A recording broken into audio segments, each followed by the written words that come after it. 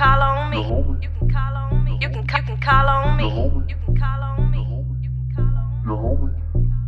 Oh yeah, this beat hot. You can call on me. So what we were saying was congratulations on everything you have going on. Congratulations with your partnership with Revolt, your show on Revolt. That's dope. How you feeling about that? Yes, thank you. I feel great. I mean, it's been a work in progress for some time. I mean, I feel like I'm still just getting started in the industry, even though I've had a lot of success, and I'm having fun with the show. I'm having fun figuring out how to perfect it. I mean, we've put some new things in place. Like I only want to shoot during the daytime. We've been catching a lot of people when we can catch them, and sometimes at night, sometimes at day. But I really want to just perfect the experience for our audience, and I'm excited for all the interviews to come. For sure. So, as a media mogul, what advice do you have for people that's trying to step into your lane to kind of do what you do? I mean, I really feel like there's enough lane out here for everybody. I just launched Media Millionaires Unlocked, which is at MediaMillionaires.com, and it gives everybody the A through Z on how to really get started and get the footing that I was able to build at Hollywood Unlocked to do it for themselves. I mean, the one thing that I always tell people, especially people of color, is that freedom is really in finding and forming your own business and being able to create your own free enterprise. We started Hollywood Unlocked. I started Hollywood Unlocked from $100 in an Instagram and a website. And we recently announced our valuation at $50 million. And that just took a lot of hard work, a lot of strategic moves, and a lot of relationship building. And most times people don't have all the skills or have all the know-how right away. But, if you have relationships and you have the passion, desire to really learn and invest in your learning, especially by getting our course, then you'll be able to really figure it out for yourself. For sure. Now, in this line of work, right, you have to report the news, and everybody might not like the news. So has there ever been a situation to where you reported something and somebody like got unrealistically upset with you about it?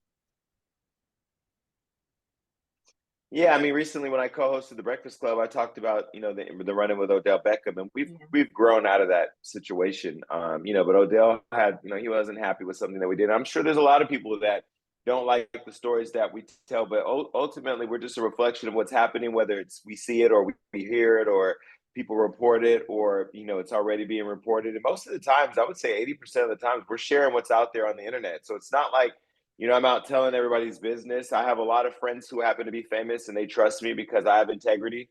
But ultimately, if I don't have a relationship with the person, or if I do have a relationship or don't, and the news is the news, it's the people that I have a relationship with that participate and make it easier for me to tell the story because I can have a more well-balanced approach versus somebody I don't know who doesn't want to have the relationship and I just have to tell it like it is. How was it moving in the industry, when certain people may perceive you as someone who's asking questions that they don't want to answer, So typically people would say like that's messy. So like how would you move around in the industry like knowing that people may look at you in that way, or how did you move past that? Yeah, I mean, they've been throwing that word around messy for a long time. I mean, a lot of these people's lives are messy, just like mine is messy. If I follow you around 24 hours a day, there's shit that you're doing that you don't want people to know. Facts. There's shit that I do that I don't want people to know. And I choose not to put all my shit on social media. I choose not to go out in the streets and be sloppy. I choose not to send messages to people that I don't want out. I choose not to be in relationships but then fucking on strippers. I or other people, what I do, I live my life out in the open. So what you see is what you get. And I live in my truth and I'm very open about everything that I do. And, but I also understand that, we work in an industry where a lot of people are controlled by mainstream and controlled by consumer products and controlled by brand deals and labels and networks. And they're just afraid to live out their true authentic self. And that's unfortunate. But I really feel like we're the balance between what people see and what people don't see. And, I've been successful at building a business out of it. I don't care if they throw the messy word around. I think the people that respect what I do and like what I do and have respected my hustle, support me. And ultimately it's quality over quantity. I'm not trying to please the whole world. I really focus on pleasing the people that support me and just deliver for them. So Jason Lee can sleep at night. He don't care about what people saying, how you feel. I said what I said. I'm going to bed. Oh, I sleep very well at night, very comfortably, and I don't lose a night's sleep. The things that I lose sleep over is how do I help my community? How do I use my platform more responsibly? How do I expand globally? How do I continue to create and innovate? How do I get better at my own stuff? That's the stuff I lose sleep over. I don't lose sleep over people's opinions or the comments or whatever. And I just started journaling too, and journaling has been really important for me because I'm able to get my thoughts out to myself in my own private time in a way that allows me space to be honest without being judged. And, although the judgment doesn't bother me, there are times where I do have to be vulnerable to myself so that way I can talk through or write through my own thoughts and become a better person. Okay, so some people may not know what you do for the community. So can you just elaborate, like, what do you do for the community, what you have done for the community? Yeah, I mean, there's different layers to that, right? So on one layer for the Black media community, I'm very much an advocate for Black brands and Black media outlets, Black journalists, Black storytellers. I've been very visible in all of my interviews, speaking out against the bias or the classism or sometimes racism on the red carpets. I've used my voice to advocate getting other outlets into spaces they may not have been able to get into, like the Grammys. I became a member of the Recording Academy on the professional side to help build a bridge between media outlets that want to get access to the Grammys. I recently had coffee with the Vice President of the United States and invited the owners of the other Black media outlets, a very small group, to the table so we can have a conversation about new media and how independent media works outside the ecosystem of mainstream, and how we want to build a better bridge to the first Black, first female Vice President and tell her story better, and to be able to connect our issues to her so she understands where she could be supportive. And then in terms of my hometown, I'm working with the mayor on a new initiative that we're launching, the I Am Ready initiative, which is going to focus on developing programs for Black and brown kids. So that way they have creative outlets to be able to pursue their dreams in the midst of like a chaotic environment that most of our people find themselves in. And then just in terms of Black Lives Matter, I think really broadening the scope of what Hollywood Unlocked covers and making sure that Black lives matter in our content as well, that we share what's happening in the streets. So, we see what's in the news right now with Tyree, but there's also the kid Sinzea who hasn't had any justice, who's 13 years old and murdered by a white man. So, I'm doing the work. I'm doing the work as a Black employer by hiring people of color, young women of color, and I don't really focus on, journalist degrees and how much, who have you written for. It's just, do you have skill, talent? Are you hungry, passionate, loyal? Can you work hard? Can you learn, listen? Can you follow, take direction?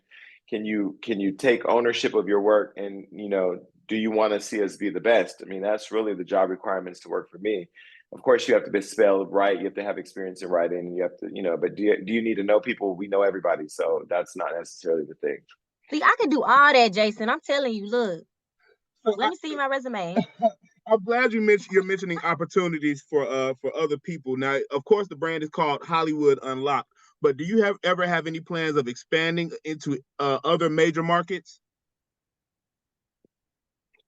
Yeah, I mean, I have a team in Atlanta, I have a team in New York, I have a team in London, I have people here in LA. I mean, we're all over.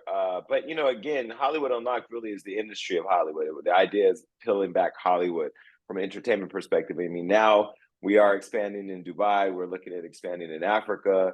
And, I'm going to London this month, in February, to do some work out there. So, yeah, I mean, we have an expansion plan. But again, it's quality over quantity. It's really about, moving strategically. I don't add to my bottom line until I have, more profit to support that. So we always look at making sure that we're balancing, the budget, and that we're, moving responsibly. For sure. Now, I do have something I've been curious about for the longest. Last year you reported the story about the Queen before anybody, and then people tried to come out and say it wasn't true. Then a few months later, it ended up being true. So do you think that was a situation to where they wanted to delay it coming out and you just broke the story, or, were people just really hating on you in that moment? I don't know. I don't really invest in that. I mean, story was a while ago, and I've talked about it, ad nauseum at this point. And look, do people want to cancel me? Of course, people want to cancel anybody who has a voice that has impact, that works outside the ecosystem of mainstream. I'm not controlled by any one person or party. I just got an email from my PR team, just the Blueface and Krishan episode where everybody says, oh my God, why'd you interview them on the Jason Lee show? We got 136 million media impressions. Cardi B got over 4 billion. You know, we're out the gate, almost both episodes, almost Cardi's at 1.4, 1.5 million. They're almost at 1 million. You know, we're doing well, and we shoot it all ourselves. We book it all ourselves. We produce it all ourselves. We own the show. We have a great partnership with our partners. And yeah, I mean, with somebody who has shows where they're spending millions of dollars and not having a fraction of the impact, be mad at that, I'm sure. But the greatest part about ownership is that I'm not a slave to any network or any news outlet or any body. I do what I want to do, and when I'm tired of doing it, I go do something else. And I just, in my audience, I just say shout out to my audience and shout out to all the other Black media outlets who support me, because they really do support my creative endeavors and decisions. When I'm tired of something and I no longer want to do it, they support that I'm gonna go do something else, and they always show up and support me. I'm gonna do something on social media about that, because I just thought about that. I have a great fan base, and they're very supportive. Yeah. And you're always like, I listen to you on the Breakfast Club, and of course we see your interviews. You always maintain, like, you're very level-headed. Yeah. You never let a situation get you riled up. But who is the most frustrating interview that you've ever had to, like, take part in? I mean, I really look at every interview has been a privilege, because they've all been a lesson to me. I don't lose it in an interview, because like, I'm exploring the person. I have clearly some interest in talking to them. I don't do gotcha interviews where I bring people in, set them up to have a spectacle, and then now we're fighting and now we're online. Like, I ain't got the type of energy for that. I'm too busy to be fighting online with anybody. And honestly, like, there's two ways, in my opinion, that you can grow. You can either partner with people or build really good relationships to really explore who they are and share in their platforms, or you could just outright attack people and all day have that kind of energy. And I really feel, and I'm an empath. I absorb other people's energy, and I'm an energy person. I really feel like if you intentionally put out negative energy, you're absolutely going to get it back. And so then why do you want to live in that all day long? I choose not to live in all that. And people get mad. I don't pay them no mind. I literally just be like, what's for lunch? But, I haven't had a guest where I said, oh my God, like, I hate this person. I have had interviews where I've said, I've learned that I'm not sharing my platform with this kind of person again, because this just doesn't serve up my audience's appetite. But, other than that, I haven't really regretted anything. Yeah. Okay. And you were able to drop the Rihanna baby pictures before anybody else. You obviously have a great relationship with her. The Super Bowl's around the corner. Do you have any insight? Do you know anything about this set list? What we can expect from Rihanna going into the Super Bowl? I think at this point, Rihanna knows that I can barely keep a secret, although she knows I would never tell any of hers. But she's not even returning calls at this point. That girl is focused on her performance, which she should be. I'm proud of her. I mean, I think the world is proud of her. I think that the world is happy to see her again. I've not been to the Super Bowl since Lady Gaga performed in Houston. That's the only way I can remember what that Super Bowl is, because I don't even watch football. I don't even know who played in that Super Bowl. I barely know who's playing in this Super Bowl, but the damn tickets were so expensive. I got me some really good seats right close to the field, because I want to watch her perform. I'm going there to support her. It is the Rihanna Bowl. I don't care who wins or loses. Rihanna already won. So you leave it right. I'm happy you leave it right after halftime. She's back. For sure, man. You got anything else? Well, I'm not gonna leave. I'm not gonna leave after halftime, because the Super Bowl it's electric. Like, the energy in there is crazy. It's loud. It's fun. It's a party. Plus, I think Floyd Mayweather, I talked to him the other day. He's going, so he'll have a box. I'll go between my seats, his box. Then I'm gonna jump around to different boxes. But no, I'm gonna go there and have a good time. And there's a bunch of parties, and so yeah, I'm excited to go. And it's gonna be in Phoenix, so I'm sure the weather will be warm. For sure. I'm gonna be there. Lit. I'm not gonna be there. Well, look, Jason, we definitely appreciate you. We appreciate your contributions, your efforts for Black media outlets like the JoJo and Big Homie show, the Big Homie's House. And I know I speak for myself and JoJo Alonzo. We just say thank you for everything that you do for the Black media community. Yeah. And thank you for just being unapologetically you. Like, you're just you. Thank and you. I It's love important. Black media. Thank you. Black media is important. Black people in media and Black storytellers are important. And it's always important that when we share this space that we remind the talent who look like us to keep coming back and supporting us, because, you know, we need the support to continue to stand on each other's shoulders. So I appreciate you for having me. Hey man, thank you. Next time you're in Atlanta, we got a bottle of Tito's waiting on you.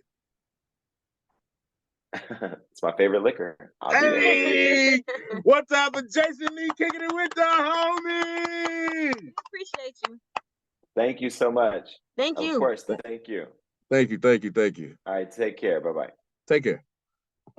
All right.